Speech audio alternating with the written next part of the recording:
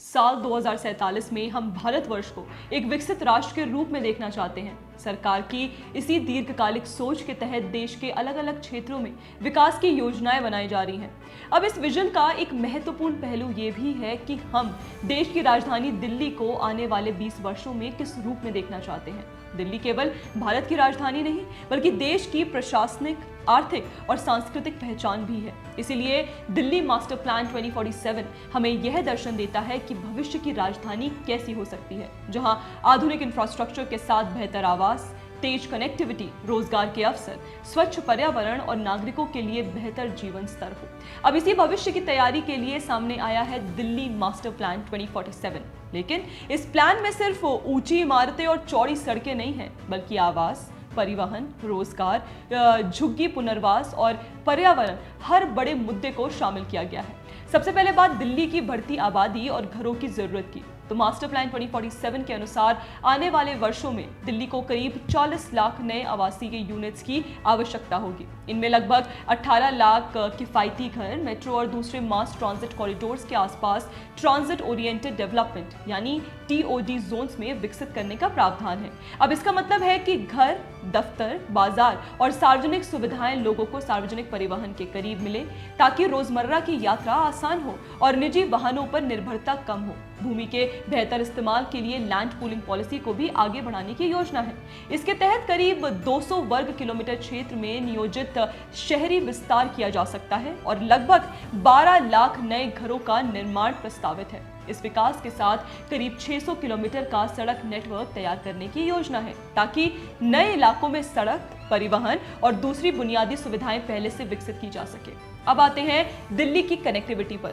तो प्लान में metro network को 2047 तक 695 किलोमीटर तक बढ़ाने का लक्ष्य रखा गया है। इसके अलावा 6 नए रीजनल रैपिड ट्रांजिट सिस्टम यानी RRTS कॉरिडोर्स और बेहतर बस कनेक्टिविटी की योजना है। मेट्रो, RRTS, बस, पैदल चलने और साइकिल नेटवर्क को मल्टी मॉडल ट्रांजिट हब्स के जरिए जोड़ने का उद्देश्य है, जिससे दिल्ली और आसपास के शहरों के बीच यात्रा ज्यादा सीमलेस हो सके। यातायात व्यवस्था को एकीकृत करने के लिए यूनिफाइड मेट्रोपॉलिटन ट्रांसपोर्ट अथॉरिटी का प्रस्ताव भी महत्वपूर्ण है। यह संस्था अलग अलग परिवहन साधनों की प्लानिंग, डेवलपमेंट और इम्प्लीमेंटेशन के बीच बेहतर तालमेल बनाने में मदद कर सकती है। साथ ही यूनिफाइड पार्किंग प्लानिंग फ्रेमवर्क के जरिए पार्किंग की योजना और प्रबंधन को भी एकीकृत करने की बात कही गई है। दिल्ली की अनधिकृत कॉलोनियों के लिए भी प्लान में एरिया बेस्ड रीडेवलपमेंट का प्रावधान है। 1511 अनधिकृत कॉलोनियों में आवासीय भवनों के नियमितीकरण को एज इज वेयर इज आधार पर आसान बनाने की बात कही गई है। देखिए, सरकार के अनुसार इससे करीब 45 लाख निवासियों को संपत्ति के अधिकार और ओनरशिप सिक्योरिटी से जुड़ा लाभ मिल सकता है। पुनर्विकास योजनाओं में सड़क, स्कूल, स्वास्थ्य केंद्र, सामुदायिक भवन और अन्य सार्वजनिक सुविधाओं को शामिल किया जाएगा। झुग्गी झोपड़ी बस्तियों के लिए जहां झुग्गी वहां मकान की सोच को आगे बढ़ाने का प्रस्ताव है। इसमें परिस्थितियों के अनुसार इन सिटू रीडेवलपमेंट, रिलोकेशन या मौजूदा बस्तियों में सुधार के विकल्प रखे गए हैं। हालांकि पर्यावरणीय रूप से संवेदनशील क्षेत्रों जैसे सक्रिय यमुना फ्लड प्लेन, जन निकायों, नालों और रेलवे सुरक्षा क्षेत्रों में ऐसे आवासीय विकास पर प्रतिबंध रहेगा। अब बात देखिए दिल्ली की अर्थव्यवस्था और रोजगार की। तो प्लान में data centres, coworking space, cloud kitchens, startups, warehousing और ई-कॉमर्स जैसी नई अर्थव्यवस्थाओं को जगह देने का प्रावधान है।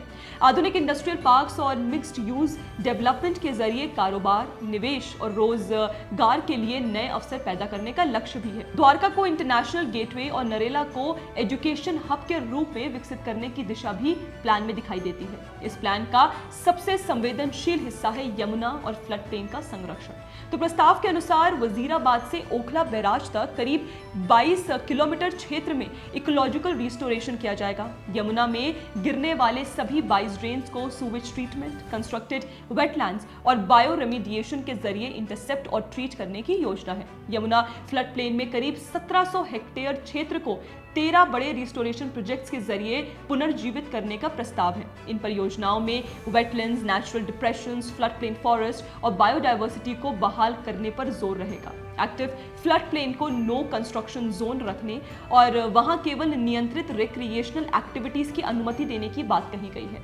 देखिए, दिल्ली को ज्यादा ग्रीन और वॉकेबल बनाने के लिए 200 किलोमीटर का ridge Yamuna park connector cycling network प्रस्तावित है।